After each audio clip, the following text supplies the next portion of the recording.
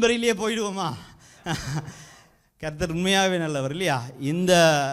இந்த டூங்காபி பட்டணத்திலேயே கர்த்தர் எங்களுடைய சபையை கட்டும்படிக்காக ஒரு நிலத்தை அவர் தந்திருக்கிறார். ஆண்டவர் தான் தந்திருக்கிறார். இது மனிதனாலே எந்த மனுஷனும் இதை கிளைம் பண்ண இயலாது. இது என்னால் நடந்தது. யாரால் நடந்தது? தேவனால் தான் நடந்தது. அவர் ஒருவரை தான் இந்த இடத்தை எங்களுக்கு கொடுத்திருக்கின்றார். இந்த இடத்துல ஒரு கட்டிடம் கட்டுவதற்கான ஒரு காரியம் என்ன எங்களிடத்தில் இருக்கின்றது. அதையும் கர்த்தர் செய்வார் இல்லையா? இதுவரை செய்தவர் அதை செய்யாமல் போவாரா இல்லையா? ஆனால் பாருங்க, கட்டிடங்கள் என்று சொல்லும் பொழுது நான் அண்மையிலே இலங்கை சென்றிருந்த போது அநேக கட்டிடங்களை பார்த்தேன். இந்த மணிக்கூடு கோபுரங்கள் பார்த்துருக்குறீங்களா? மணிக்கூடு கோபுரங்கள் யார் கட்டினது? அது ஆங்கில தானே.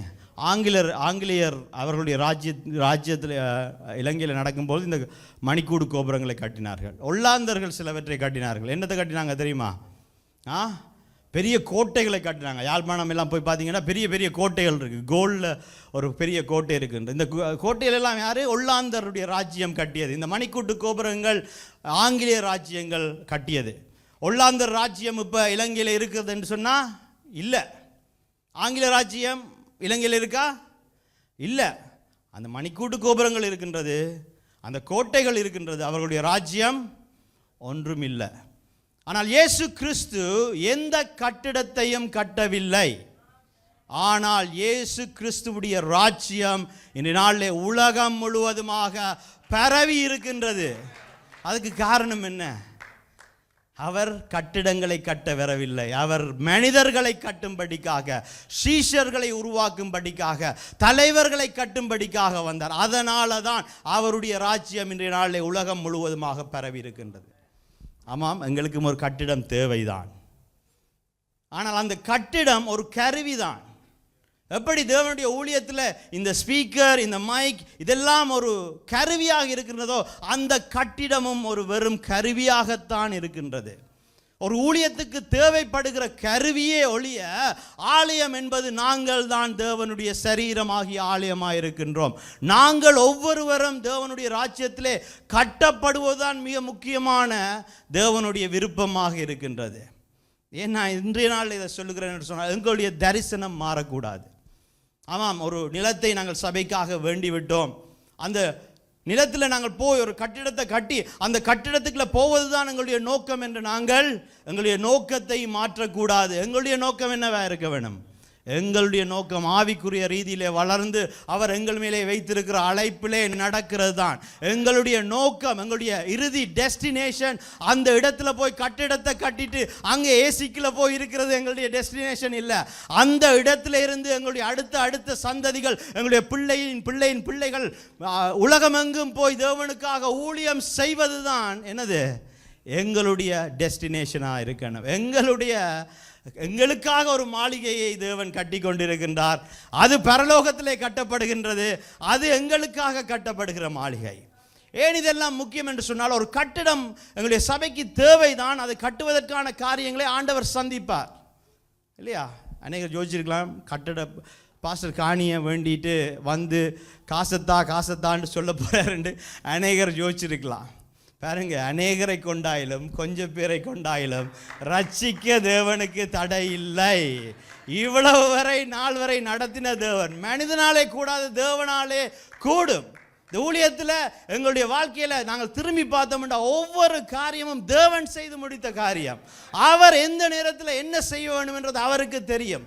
ஆனால் நாங்கள் எங்களை ஒப்பு கொடுத்தவர்களாய் தேவனுடைய சித்தத்துக்கும் அவருடைய நோக்கத்துக்கும் ஓடுகிறவர்களாய் நாங்கள் இருக்க வேண்டும். பாருங்க, அநேக சபைகள் இன்றைய நாளில் விற்கப்பட்டு கொண்டிருக்கின்றன. சில ஆங்கில சபைகளை பார்த்தீங்கன்னு சொன்னால் கிளப்ஸாக மாறிக்கொண்டிருக்கிறது. ஏன்? அடுத்த சந்ததிக்கு அவர்கள் தேவனுடைய தரிசனத்தையும் தேவனுடைய ஊழியத்தையும் கடத்தாமல் போனபடினாலே அவைகள் இன்றைய நாளில் வேற காரியங்களுக்காக விற்கப்பட்டு கொண்டிருக்கின்றன. ஸோ கட்டிடம் கட்டுவது முக்கியம் அல்ல.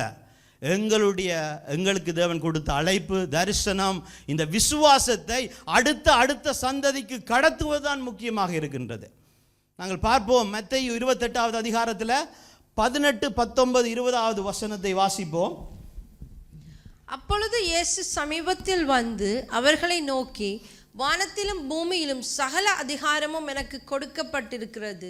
ஆகையால் நீங்கள் புறப்பட்டு போய் சகல ஜாதிகளையும்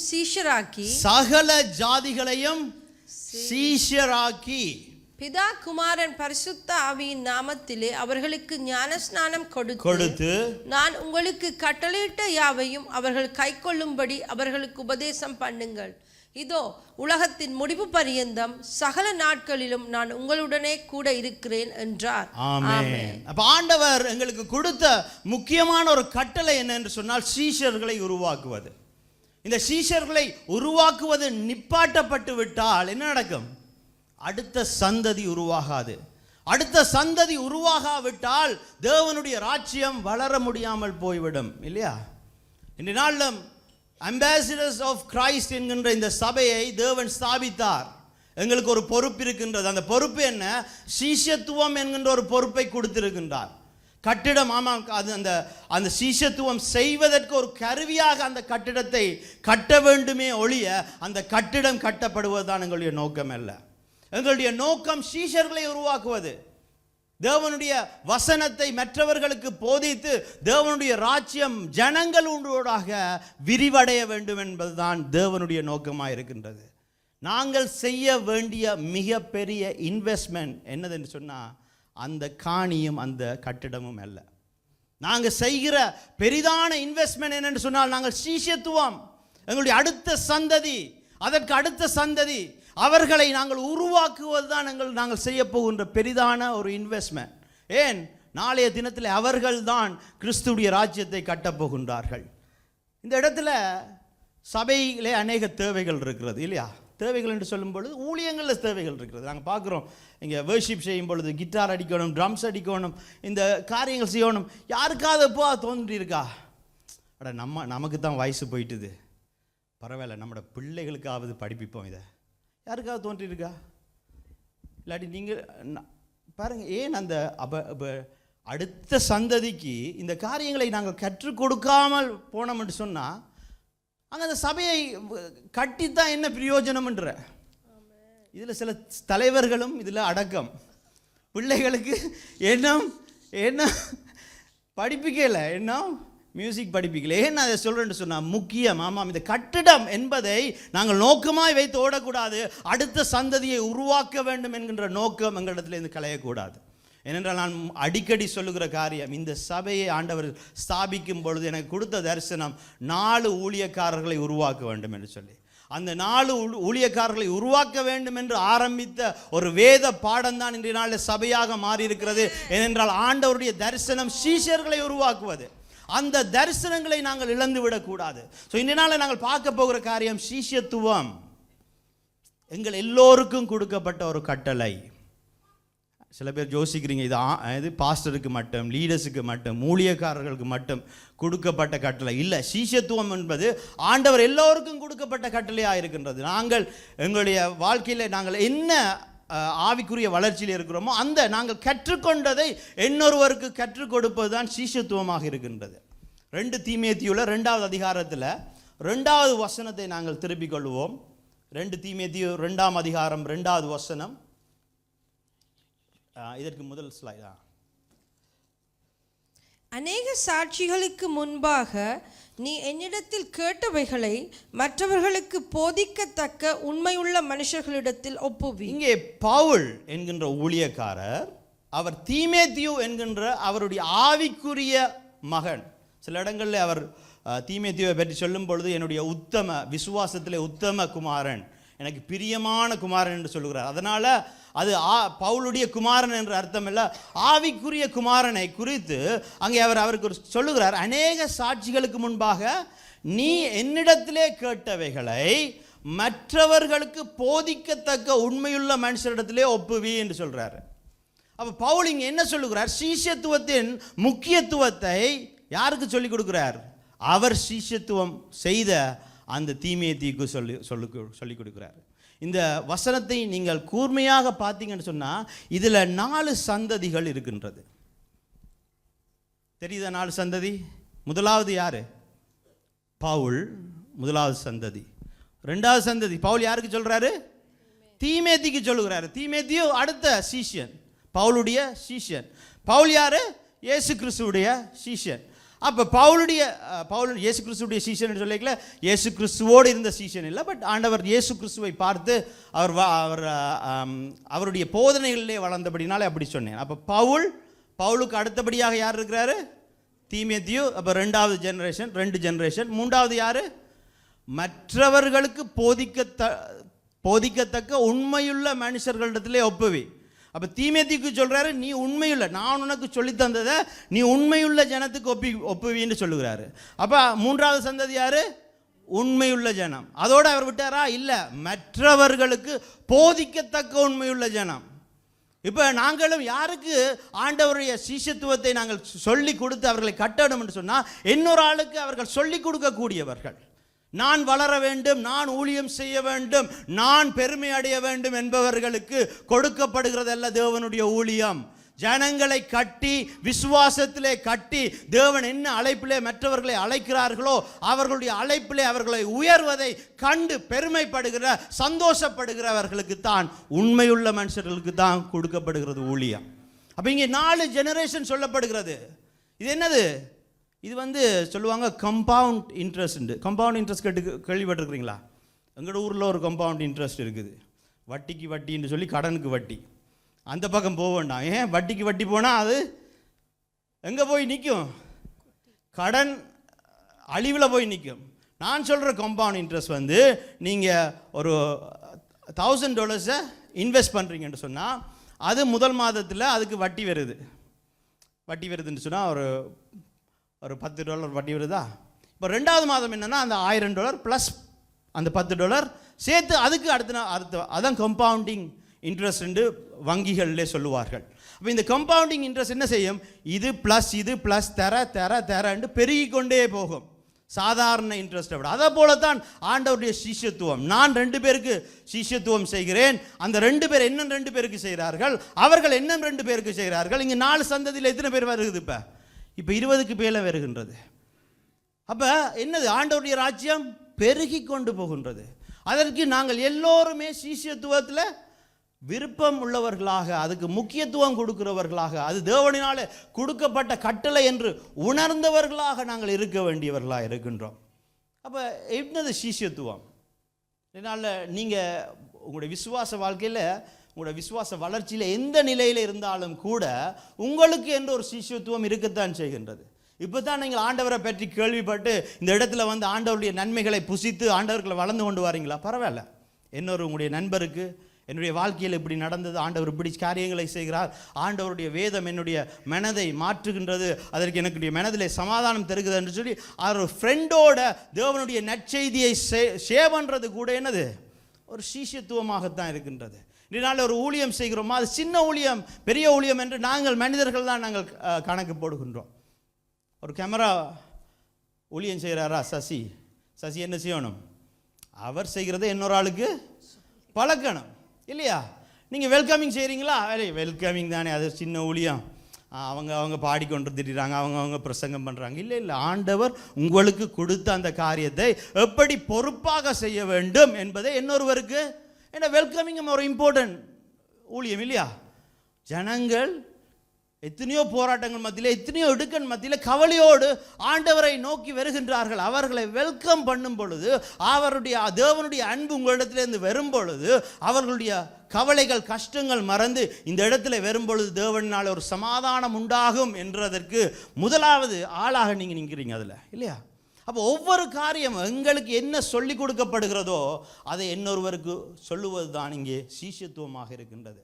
அதை தான் ஆண்டவர் சொல்கிறார், நாங்கள் கற்றதை மற்றவர்களுக்கு கற்றுக் கொடுக்கும்படியாகத்தான் அங்கே வேதத்திலே நாங்கள் சொல்லப்படுகிறது. அப்போ ஒரு சபையினுடைய என்னது சிறப்பு இல்லாட்டி பெருமதி அந்த சபையில் எத்தனை சீட்ஸ் எல்லோரும் பார்த்தீங்க தானே. நாங்கள் ஆண்டவர் தந்த அந்த காணியை போய் பார்த்தோம்.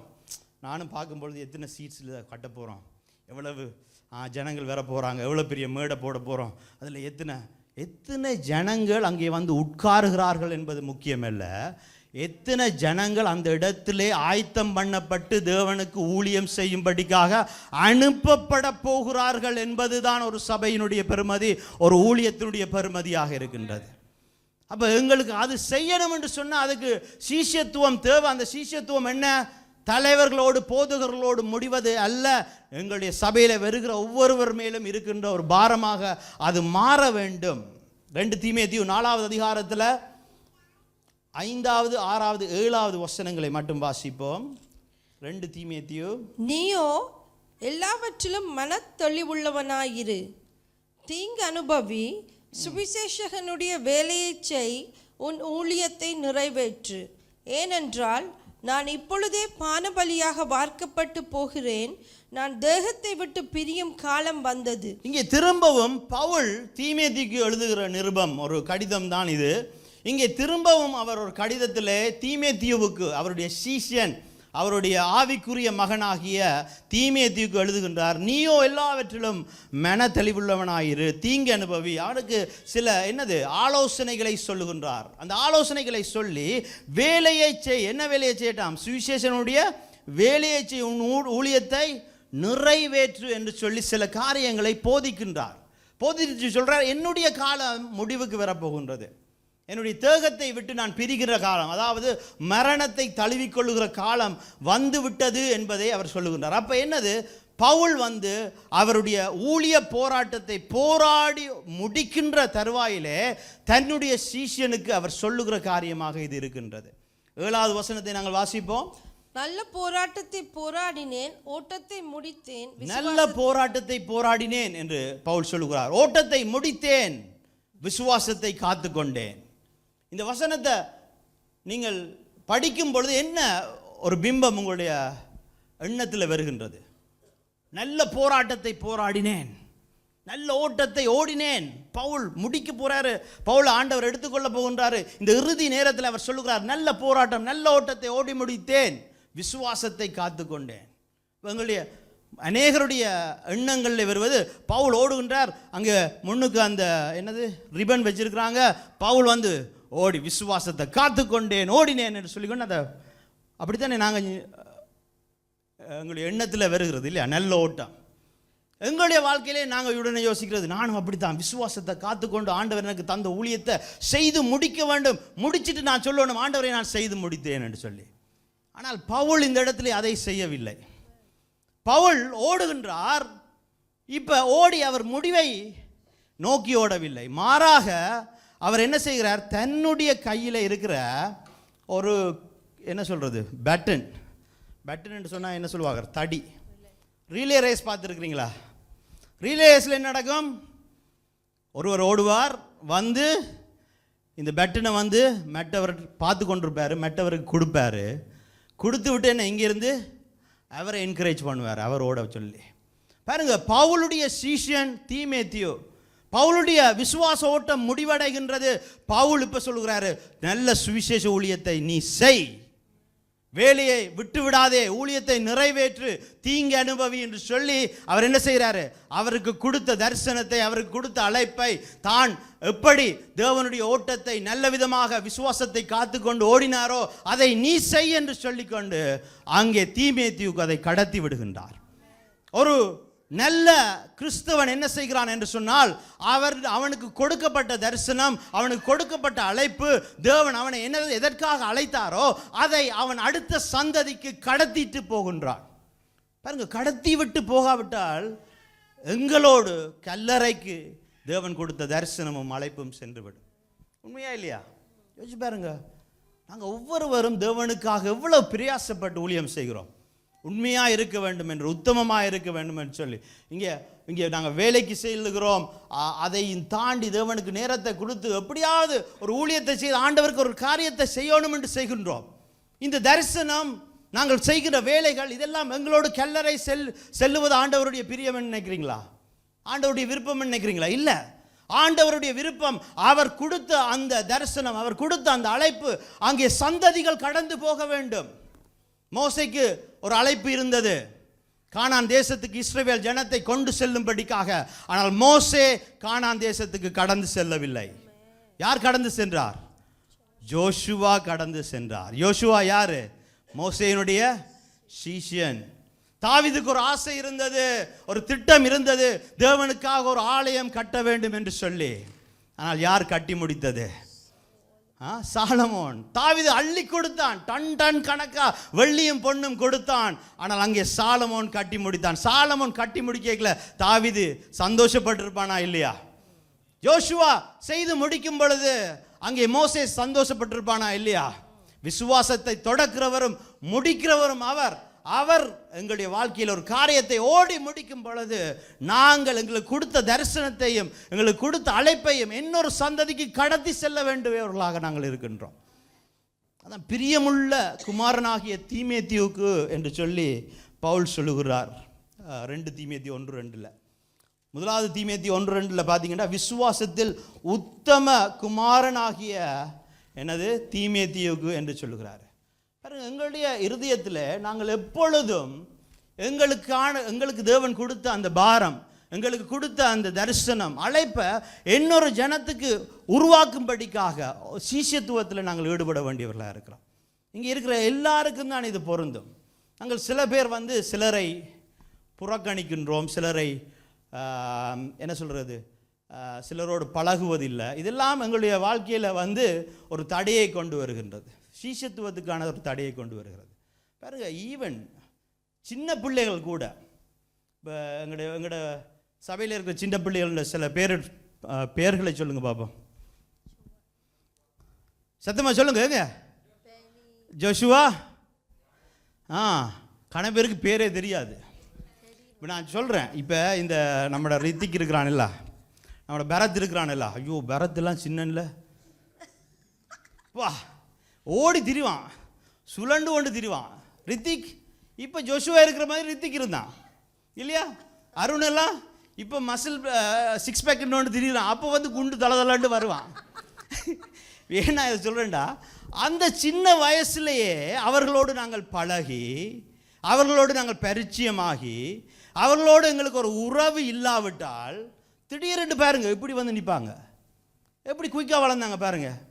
திடீரென்று வாலிப பிள்ளைகளாக அவர்கள் நிற்கிறாங்க. இந்த வாலிப பிள்ளைகள் உடனே என்ன நடக்கிறது? இது லீடர்ஸுக்கு தான் சேர்த்து சொல்கிறேன், ஊழியக்காரர்களுக்கு தான் சேர்த்து சொல்கிறேன். இப்போ பாருங்க, இது வரைக்கும் நீங்கள் கணக்கெடுக்கல, அட சின்ன பையன், ஏய் மைக்கத்தா போ அங்கால போன்ட்டு துரத்தி விட்டுட்டு திடீர்னு அவன் இங்கே நிற்கல, ஏய் நான் லீடர், நீ என் பேச்சு கேட்கணுமுண்டா. எப்படி?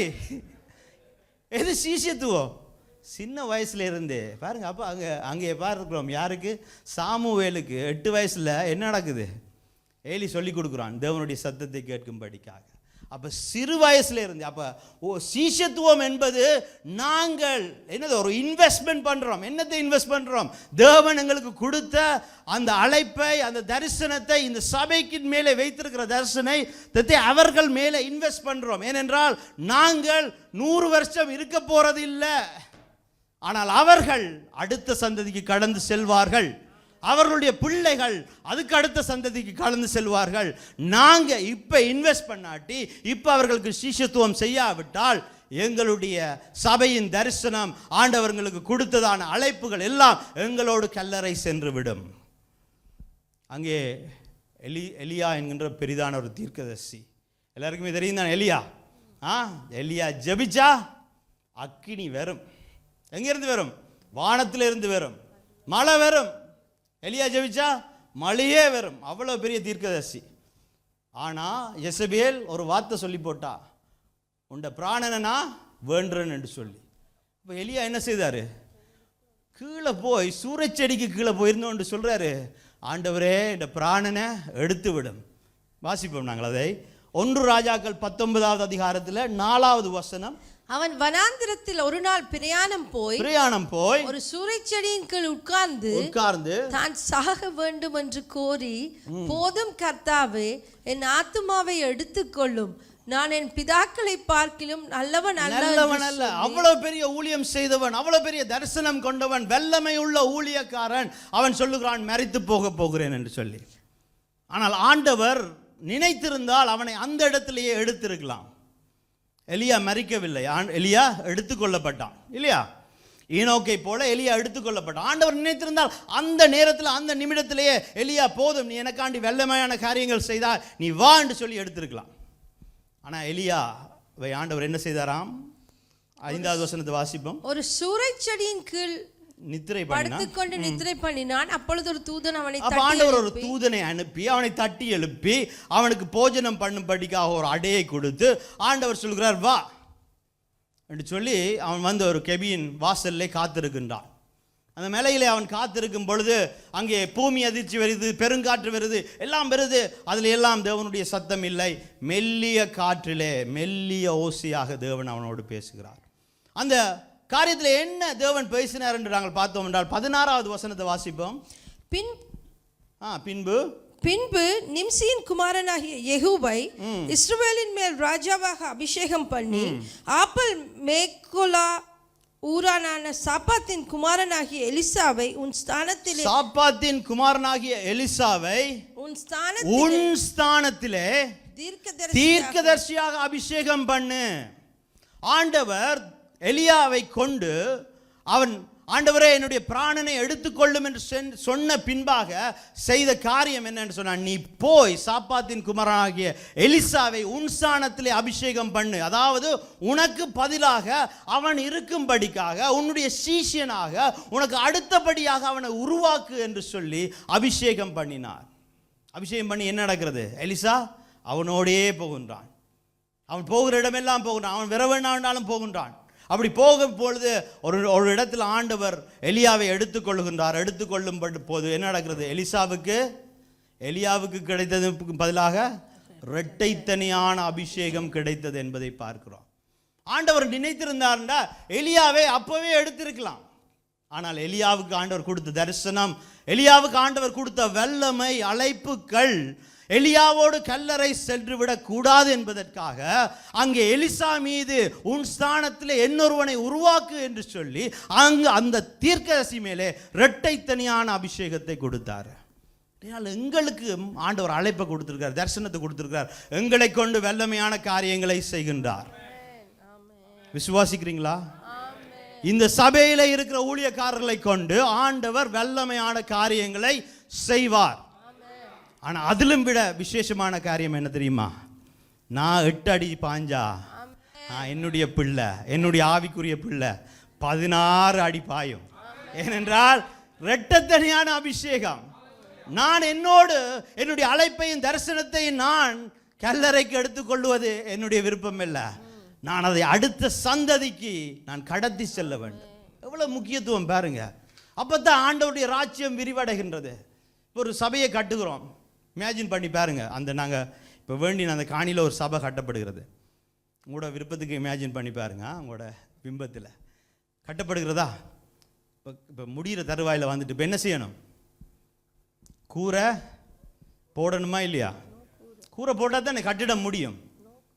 கூரை போட வேண்டாம். ஏன் கூரை போட வேண்டாம்னு நான் சொல்கிறேன்? எங்களுடைய வாழ்க்கையில் ஊழியம் மதிலாக கட்டப்படட்டும். ஆனால் நாங்கள் மரணிக்கும் பொழுது நாங்கள் கூரையை போட்டுட்டு மரணிக்க வேண்டாம். அந்த மதிலை எங்களுடைய அடுத்த சந்ததிக்கு கொடுத்து, டேய் நீ திரும்பவும் அஸ்திவாரம் போட தேவையில்லை, நான் கட்டினதுலேருந்து நீ கட்டு. அப்போ நான் ஒரு மாடி கட்டியிருக்கிறேன்டா, என்னுடைய சீசன் எத்தனை மாடி கட்டுவான்? அவன் இன்னொரு மாடி கட்டுவான். அவனுடைய சீசன் இன்னொரு மாடி கட்டுவான். அப்போ எங்களுடைய தரிசனம், எங்களுடைய அழைப்பு, எங்களுடைய ஊழியம் என்ன? ஒரு அடுக்கு மாடி கட்டணமாக கட்டப்பட போகின்றது. அதுதான் தேவனுடைய தரிசனம். அதனால தான் நாங்கள் சீஷத்துவம் செய்ய வேண்டும். அதனால தான் ஊழியக்காரர்களை உருவாக்க வேண்டும்.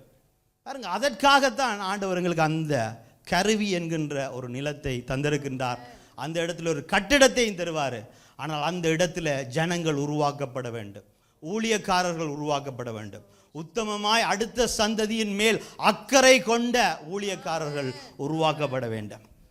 இங்கே அதைத்தான் நாங்கள் பார்க்கிறோம். மத்தேயு 4வது அதிகாரத்தில் இயேசு கிறிஸ்து சொல்லுகிறார், என் பின்னே வாருங்கள், உங்களை மனுஷனை பிடிக்கிறவர்களாக்குவேன் என்றார். இவ்வளவு நேரம் நாங்கள் பார்த்தது சீஷத்துவத்தின் முக்கியத்துவம். ஏன் நாங்கள் சீஷத்துவம் செய்ய வேண்டும்? எங்களுக்கு கொடுக்கப்பட்ட தரிசனம், எங்களுக்கு கொடுக்கப்பட்ட அழைப்பு கடந்து செல்ல வேண்டும். இப்போ நாங்கள் அநேக சீஷர்களை உருவாக்கலாம். அதில் ஒரு முக்கியமான பங்கு யாரு? எங்களை ரிப்ளேஸ் பண்ணுகின்ற, எலியாவை எலிசா ரிப்ளேஸ் பண்ணினார் இல்லையா? எல்லாருமே எல்லாரையும் ரிப்ளேஸ் பண்ண முடியாது. பாருங்க, ஆண்டவர் இயேசு கிறிஸ்துவுக்கு எத்தனை சீஷர்கள் இருந்தார்கள்? இயேசு கிறிஸ்து பிரசங்கம் பண்ணும் பொழுது 5000 புருஷர்கள் கேட்டுக்கொண்டு இருந்தார்கள். அங்கே ஸ்திரீகள் பிள்ளைகள் என்று பார்த்தா அங்கே அது அநேகம். அதிலே 500க்கும் மேற்பட்ட சீஷர்கள் இருந்தார்கள். அதிலே அவருக்கு அந்யோன்யமாக 12 சீஷர்கள் இருந்தார்கள். அதிலும் என்ன அந்யோன்யமாக 3 சீஷர்கள் இருந்தார்கள். பாருங்க, அப்ப அந்த சீஷத்துவத்திலே சில ஸ்தானங்களிலே அவர்களுடைய அழைப்புக்கேற்றபடியாக அவர்கள் உருவாக்கப்படுகின்றார்கள். அதே போல எங்களுடைய வாழ்க்கையிலேயும் நாங்கள் உருவாக்கி கொண்டே இருக்க வேண்டும் சீஷர்களை. அதிலே ஒரு சிலர் நாங்கள் செய்வதை செய்வார்கள், ஒரு சிலர் வேறு காரிய அழைப்பிலே உருவாக்கப்படுவார்கள். இங்கே ஆண்டவர் இயேசு கிறிஸ்து அந்த சீஷத்துவம் எப்படி செய்தார் என்பதை பார்த்தோம் என்று சொன்னால், இயேசு கிறிஸ்து சொன்ன காரியம், என் பின்னே வாருங்கள், உங்களை மனுஷரை பிடிக்கிறவர்கள் ஆக்குவேன் என்று. முதலாவது சீஷர்களை உருவாக்கணும் என்று சொன்னால் நாங்கள் முதலாவது இயேசு பின்னே போக வேண்டும். மரியாள் நாங்கள் பார்க்கலாம், லூக்கா 10வது அதிகாரத்தில் இயேசுடைய காலடியிலே இருந்து இயேசுடைய வார்த்தைகளை கேட்டு இயேசுவை அறிந்தது போல, முதலாவது நாங்கள் இயேசுவை அறிந்தால்தான் நாங்கள் அந்த இயேசுவை இன்னொருவருக்கு சொல்லிக் கொடுக்க முடியும் இல்லையா?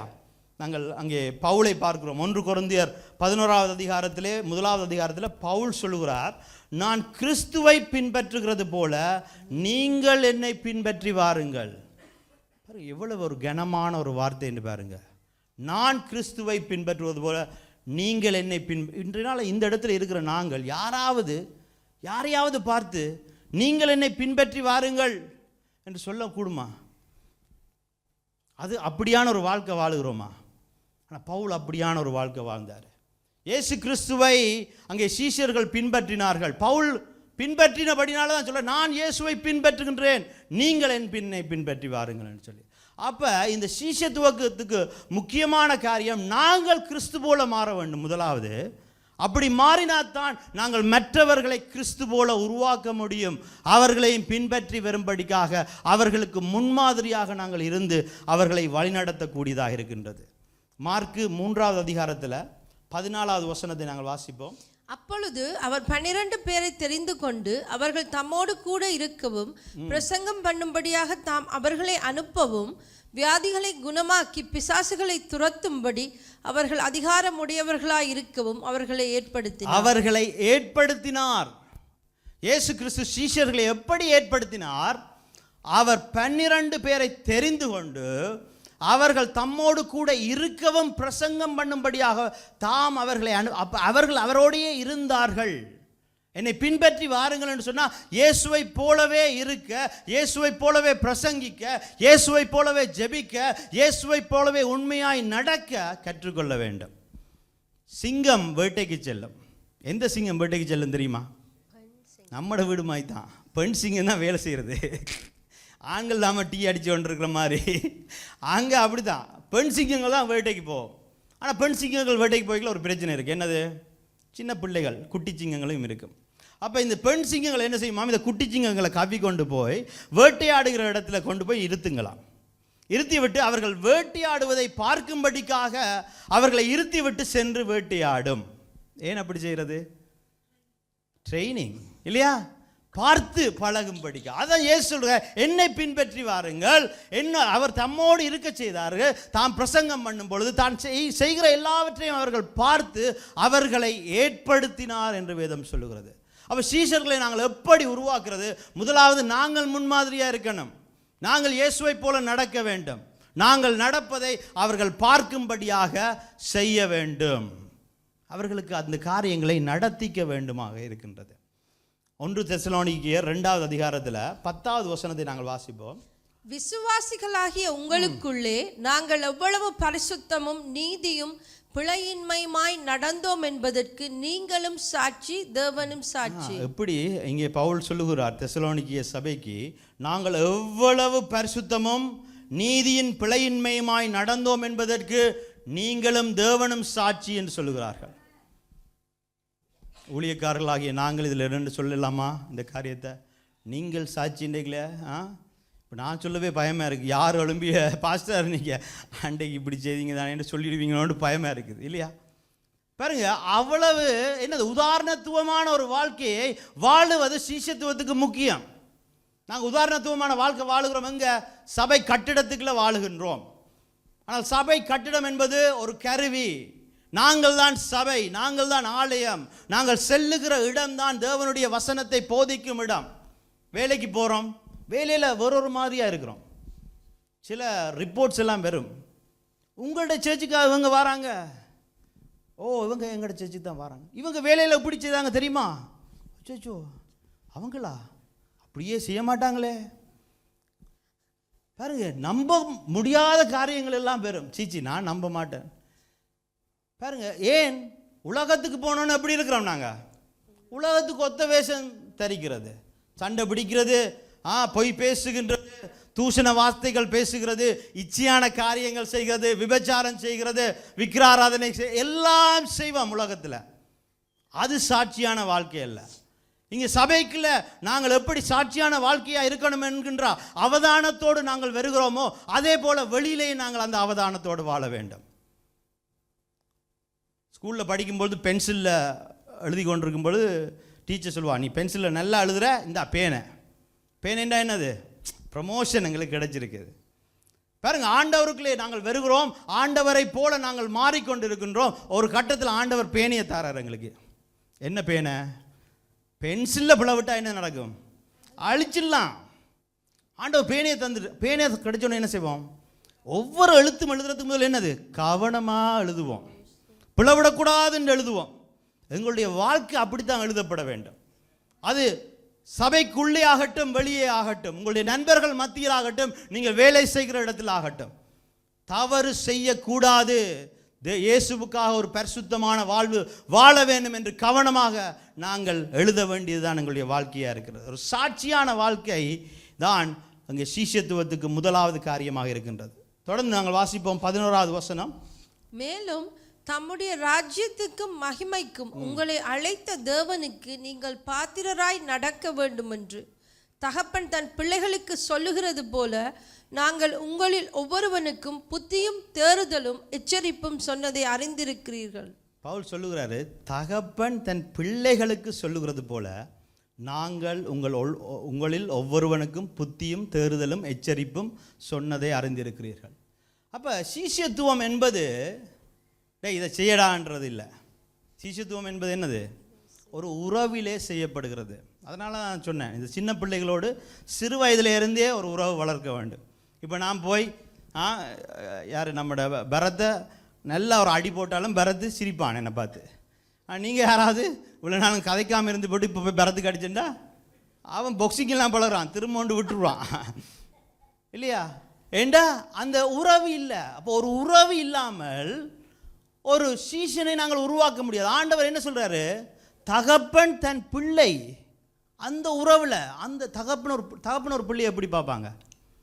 ஒரு பிள்ளை பிளவிடுது, அது எந்த பிள்ளை? உங்களோட பிள்ளை இல்லை, சபைக்கு வார இன்னொரு பிள்ளை பிளவிடும்பொழுது நீங்கள் எப்படி இருப்பீங்க? வேறு மாதிரி நடந்து கொள்வோம் இல்லையா? வேறு மாதிரி நாங்கள் பேசிக்கொள்வோம். ஆனால் எங்களோட பிள்ளைன்னா என்ன செய்வோம்? ஐயோ நம்மளோட பிள்ளையா, அப்படியே மூடி கவர் பண்ணி, இல்லை அது நம்மளோட பிள்ளை, அது அப்படி செய்யாது அப்படின்னு அப்படியே மூடி கவர் பண்ணுவோமா இல்லையா? தகப்பனுடைய இருதயம், பெற்றோருடைய இருதயம் கவர் பண்ணி திரும்ப என்ன செய்வோம்? பிள்ளை விடாத, திரும்ப செய், நீ போய் திரும்ப செய், உன்னால் முடியும், உன்னால் இப்படி இருக்க முடியும், இருக்குமா இல்லையா? அதே போல தான் நாங்கள் உருவாக்குறவர்கள் பிழைகள் விடுவார்கள், தப்பிதங்கள் செய்வார்கள், பெருமையில் பேச்சுக்களை விடுவார்கள், வாயடிப்பார்கள். எல்லாவற்றிலையும் நாங்கள் என்ன செய்யணும்? ஒரு தகப்பன் பிள்ளையை பார்க்குறது போது அது எந்த பிள்ளை, அது என்ன பிள்ளை விட்டாலும் அதை எப்படியாவது அது உருவாக்கி அது நல்ல வழிப்படுத்த வேண்டும் என்கின்ற இருதயத்தில் தான் நாங்கள் சீஷத்துவத்தை செய்ய வேண்டியவர்களாக இருக்கிறோம். அதால தான் 1 கொரிந்தியர் 4வது அதிகாரத்தில் 15வது வசனத்தில் பவுல் சொல்லுகிறாரு, கிறிஸ்துவுக்குள் 10,000 உபாத்தியாயர்கள் உங்களுக்கு இருந்தாலும் தகப்பன்மார் அநேகர் உங்களுக்கு இல்லையே. கிறிஸ்து இயேசுவுக்குள் சுவிசேஷத்தினால் நான் உங்களை பெற்றேன். பாருங்க, அவர் சொல்றாரு 10,000 உபாத்தியாயர்கள் என்றா யாரு? டீச்சர்ஸ். இதனால நான் வேதத்தை வச்சு இப்படி நடக்கணும், நீ நடக்கலையா முழங்கால் போடு, இதில் நீ ஊழியம் செய்யாத சொல்லலாமா இல்லையா? ஆனால் ஒரு பிள்ளைக்கு எப்படி நான் நடந்து கொள்வேன்? நான் ஒரு தகப்பனுடைய இருதயம்டா, நீ இப்படி செய்திருக்கக்கூடாது, அதற்கான தண்டனை, நீ ஒரு 3 மாதத்துக்கு ஊழியம் செய்யாத, 3 மாதம் முடிஞ்சோன்னே என்ன செய்வேன்? நானே போய் கூப்பிடுவேன், வா ஊழியத்துக்கு வா, மன்னிப்பு சொல்லு, ஆண்டவர்கிட்ட இதுண்டு, இனி இது செய்யாத, திரும்ப உனக்கு உண்மையில் ஒரு அழைப்பு வச்சிருக்கிறார் ஆண்டவர் சொல்லி கூப்பிடுமா இல்லையா என்னுடைய பிள்ளைண்டா? அப்போ ஒரு உபாத்தியாயர்ன்றீங்களா ஒரு டீச்சர்ஸ், அதுக்காக நான் டீச்சர்ஸை குறை சொல்லவில்லை. சில டீச்சர்ஸ் தாய் தகப்பன் போல் நடந்து கொள்கிற டீச்சர்ஸ் இருக்கிறார்கள். ஆனால் அநேக டீச்சர்கள் ஒரு கட்டத்துக்கு மேலே இவன் உருப்பட மாட்டான், இவன் உதவாக்கரைன்னு ஒதுக்கிட்டு நல்ல பிள்ளைகளை மட்டுமே அவர்கள் படிப்பிப்பார்கள் இல்லையா? ஆனால் தகப்பன் மேலே அப்படி இல்லை. எவ்வளோ உதவாக்கற எவ்வளோ பிளவிட்டாலும் என்ன செய்வோம்? நாங்கள் எல்லாம் எவ்வளோ பிளவிட்டோம், ஐயோ அம்மா அப்பாவுக்கு எவ்வளவு கரைச்சலை கொடுத்தோம் யோசிச்சு பாருங்க. என்ன எங்களை கையா விட்டாங்க, போடாண்டு துரத்தி விட்டாங்களா, தலைமொழிகினாங்களா? இல்லையே. அப்போ அதுதான் அந்த என்ன தகப்பனுடைய இருதயம். அது சொல்லிட்டு அவர் சொல்லுகிறாரு, கிறிஸ்து இயேசுவுக்குள் சுவிசேஷத்தினாலே நான் உங்களை பெற்றேன் என்று சொல்கிறாரு. தகப்பனுடைய இருதயம் எங்கே இருந்து வருது? இந்த இடத்துல நாங்கள் தான் பெற்றெடுத்தோம் என்று சொல்லுகிற மனைவிமார்களுக்கு நான் சொல்லிக்கொள்ளுகிற காரியம், நாங்களும் பெற்றெடுக்கிறோம், சுவிசேஷத்தில் பெற்றெடுக்கிறோம். ஒரு ஆத்மா வந்து கிறிஸ்துவுடைய வசனத்தை கேட்டு ஒப்பு கொடுத்தாங்களா? ஒப்புமா லீடர்ஸ்லாம் நாங்கள் இருக்கும்போது அந்த அந்த அவங்க கையை ஊற்றினாங்களா, ஒப்பு கொடுத்தாங்களா, அவங்க ஊழியத்துக்கு ஒப்பு கொடுத்தாங்களா, இதெல்லாம் நாங்கள் பேசிக்கொள்வோம். உங்களுக்குள்ளேயே ஒரு பிள்ளை பெற்றெடுக்கிறதுக்கான வழி எப்படி ஒரு தாய் அந்த வழியினூடாக செல்லுகிறாளோ அதே போல தான் ஒவ்வொரு ஊழியக்காரனும் ஒவ்வொரு சீஷத்துவம் செய்யும்படிக்காக ஆண்டவர்னால் அழைக்கப்பட்ட நாங்கள் ஒவ்வொருவரும் அப்படி இருக்கணும். அந்த இருதயம் வேண்டும், அந்த வழி எங்களுக்கு தேவை. நானும் பெற்றெடுக்க வேண்டும் என்கின்ற அந்த வழி, அது ஒரு சந்தோஷம் இல்லையா? அந்த பிள்ளையை பெற்றெடுக்கும் பொழுது அப்படி பெற்றெடுக்கப்பட்ட பிள்ளையை நாங்கள் ஒரு பிள்ளையின் உறவிலே தான் அந்த சீஷத்துவத்தை கட்ட வேண்டியவர்களாய் நாங்கள் இருக்கின்றோம். பாருங்க, பிள்ளை வந்து பிளவிடுமா? பிளவிடும். பிள்ளை திரும்ப பேசுமா? திரும்ப பேசும். ஆனால் யார் அதில் தாழ்ந்து போக வேண்டும்? தாய் தகப்பன் தானே தாழ்ந்து போகணும். ஏன்னா இந்த நாட்களில் நாங்கள் பார்க்குற காரியம், நான் பிளவிடையில், நான் சரி,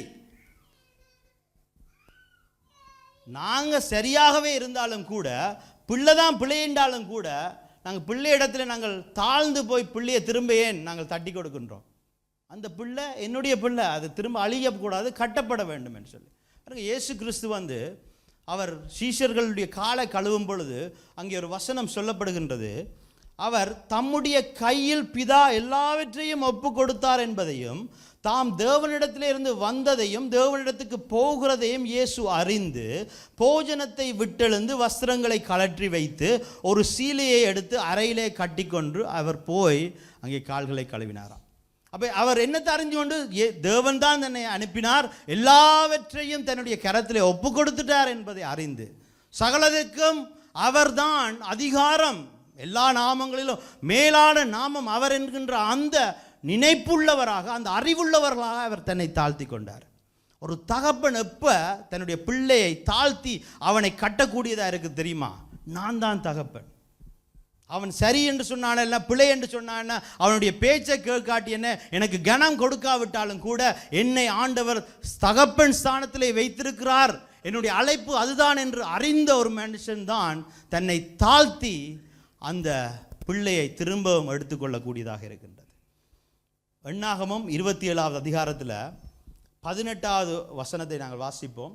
கர்த்தர் மோசேயை நோக்கி, ஆவியை பெற்றிருக்கிற புருஷனாகிய யோசுவா என்னும் நூனின் குமாரனை நீ தெரிந்து கொண்டு அவன் மேல் உன் கையை வைத்து அவனை ஆசாரியனாகிய எலெயாசருக்கும் சபை அனைத்திற்கும் முன்பாக நிறுத்தி அவர்கள் கண்களுக்கு முன்பாக அவனுக்கு கட்டளை கொடுத்து இஸ்ரவேல் புத்திரராகிய சபையோர் எல்லோரும் அவனுக்கு கீழ்ப்படியும் படிக்கு உன் கனத்தில் கொஞ்சம் அவனுக்கு கொடு. மோசே யாரு? மோசே தேவனால் அழைக்கப்பட்டவர். யார்? ஜோஷுவா. இந்த இடத்துல கேட்போம், இந்த இடத்துல தான் எல்லாரும் சத்தம் போடாமல் இருக்கிறீங்க. யார் ஜோஷுவா? மோசையினாலே உருவாக்கப்பட்டு கொண்டிருக்கிற சீஷன். மோசையினுடைய ஸ்தானத்துக்கு ஆண்டவர் நியமித்திருக்கிற ஒருவன் தான் ஜோஷுவா. அப்போ மோசைக்கு ஆண்டவர் என்ன சொல்லுகிறார்? ஜோஷுவாவுக்கு உன்கணத்தில் கொஞ்சத்தை அவனுக்கு கொடுன்றார். அப்போ உருவாக்குகிற நாங்கள் சீஷத்துவத்திலே மற்றவர்களை கட்ட வேண்டும் என்று நினைக்கிற நாங்கள் என்ன செய்யணுமா? எங்களுடைய கணத்தில் கொஞ்சத்தை கொடுக்கணும். நாங்கள் என்ன செய்கிறது? நாங்கள் கல்யாண வீட்டுக்கு போனால் நாங்கள் தான் மாப்பிள்ளையாக இருக்கணும் இல்லையா? எல்லா கணமும் நமக்குத்தான் தேவைன்றவங்க தான் நாங்கள் எப்படி கொடுப்போம் அப்படின்னா செத்த வீட்டுக்கு போனோன்னா என்ன செய்வீங்க? பிணமாக தான் இருக்கணும் இல்லையா?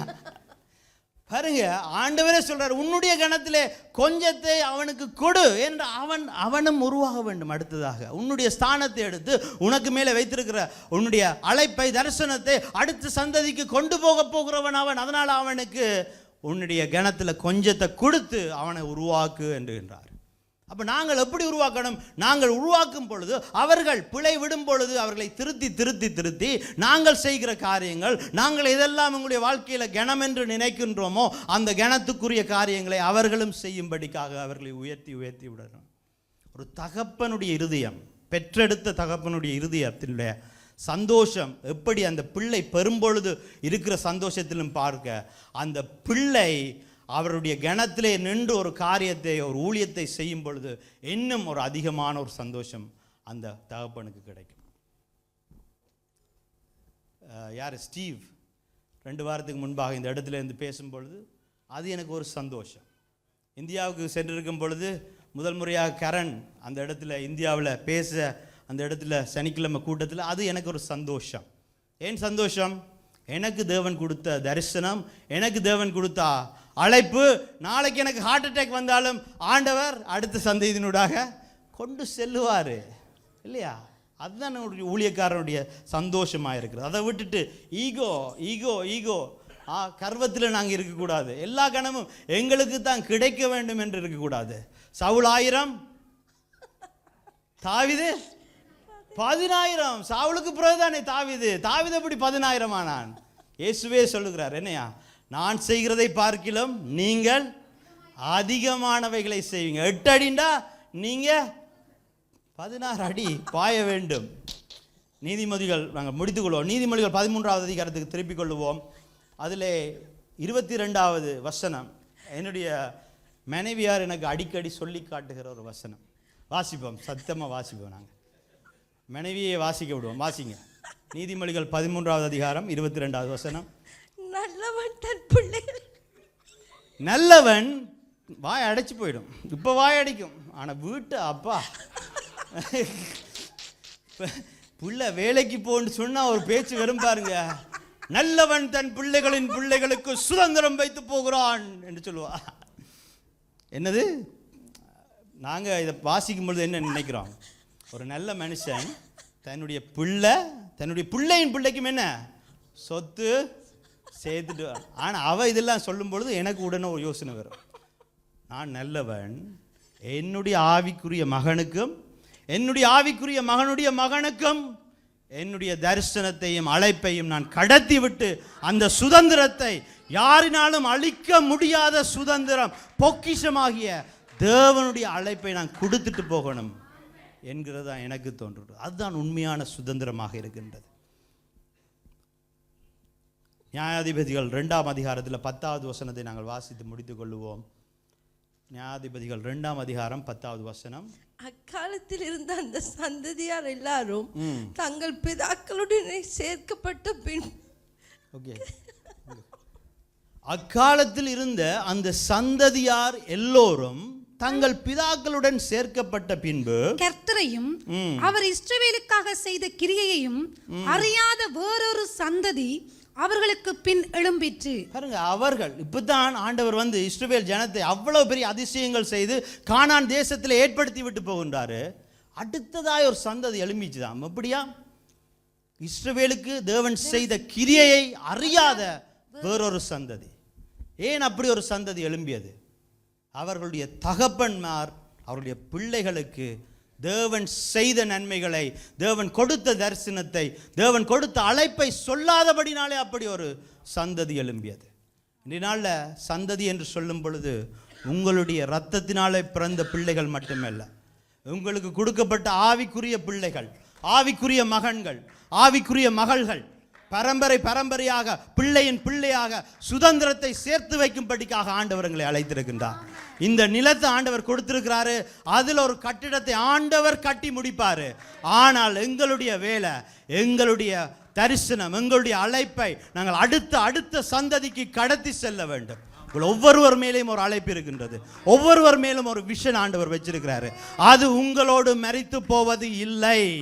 அது உங்களை மூடாக அநேக தேசங்களுக்கு சென்று நீங்கள் பரலோகத்தில் இருந்து சாட்சியாய் பார்க்கும் பொழுது உங்களுடைய பிள்ளையின் பிள்ளைகள் தேவனுடைய ஊழியத்தை தொடர்ந்து செய்வார்கள். இதுதான் ஆண்டவருடைய விஷன். இதுதான் ஆண்டவர் இந்த சபைக்கு தந்த விஷன். 4 ஊழியக்காரர்களை உருவாக்க வேண்டும் என்றுதான் ஆண்டவர் எனக்கு தரிசனம் செய்தார்.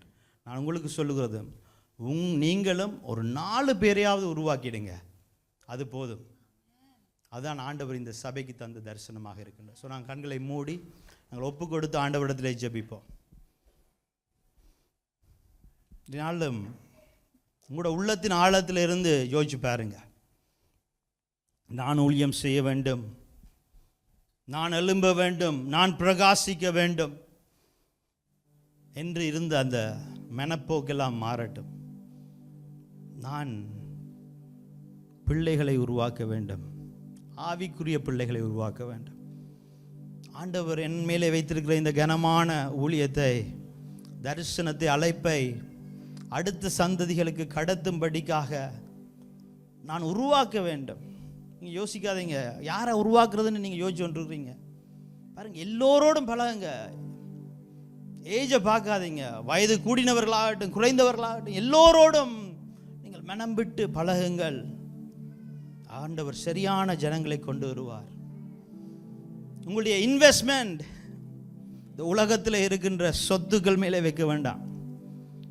என்ற சொத்து அழிஞ்சு போயிடும், சொத்து இல்லாமல் போயிடும், கட்டிடங்கள் எரிந்து போய்விடும், புயல்கள் அடித்து அது விழுந்து போய்விடும். ஆனால் நாங்கள் கட்டுகிற மனிதர்கள், நாங்கள் உருவாக்குற ஆவிக்குரிய பிள்ளைகள், அவர்கள் சந்ததி சந்ததியாய் அவர்கள் தேவனுடைய தரிசனத்தையும் அழைப்பையும் கொண்டு போவார்கள்.